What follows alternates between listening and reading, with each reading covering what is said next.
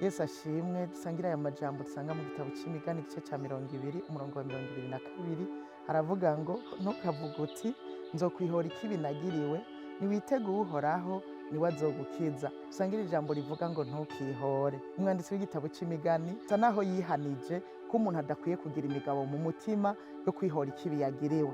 Arongera ko aravuga ngo ariko niwitege Uhoraho niwe azogukiza. Kwihora ni nkaho umenga Imana yananiwe kukugwanira. Burya iyo hagize ikibazo tugira cyangwa umuntu akatugirira nabi, igikwiye no kureka Imana ikatugwanira, cyane cyane uzi Imana ko ishoboye byose, ishobora kukugwanira. Twarasomye n'amajambo y'Imana menshi atwereka ukuntu yagiye igwanira abatwitangiye imbere. Rero ugize icyo ukorerwa kibi, ikintu ca mbere ni ukureka Imana ikakugwanira. Utaretse Imana ngo ikugwanire uca usanga wagiye kwihora. Kwihora navyo ni bibi. Uyu mwanditsi w'igitabo c'Imigani yaciye avuga ngo niwitege Uhoraho niwe azogukiza.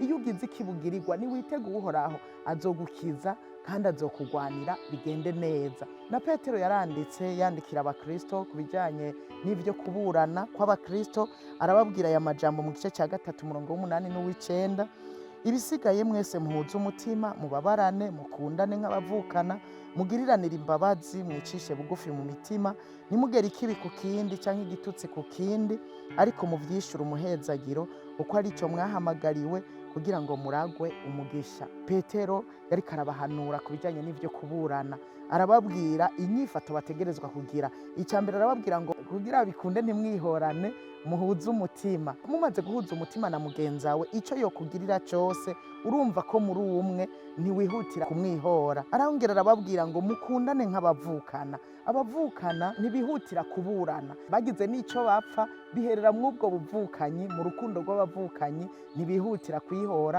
canke kuja kuburana.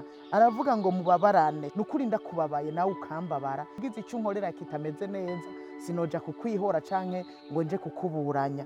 Ikindi yababwiye, arababwira ngo mugiriranire imbabazi. Burya ikintu nyamukuru dukwiye gushira imbere ni ukugiriranira imbabazi. Icanyuma yababwiye kwari uguca bugufi mu mitima. Duciye bugufi urumva ko utokwihutira kugirira nabi mugenzawe, kumwihora ikibi yakugiriye. Aca rero arashimangira aravuga ngo nimugere ikibi ku kindi.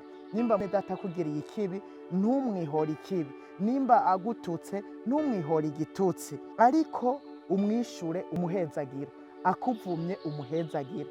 Ivyo bintu bizoguhesha umugisha. Kandi Petero yaravuze ngo nivyo twahamagariwe guhezagira, ntitwahamagariwe kuvuma abatuvumye. Twebwe duhezagire, niho bizoduhesha umugisha. Imana ibahezagire.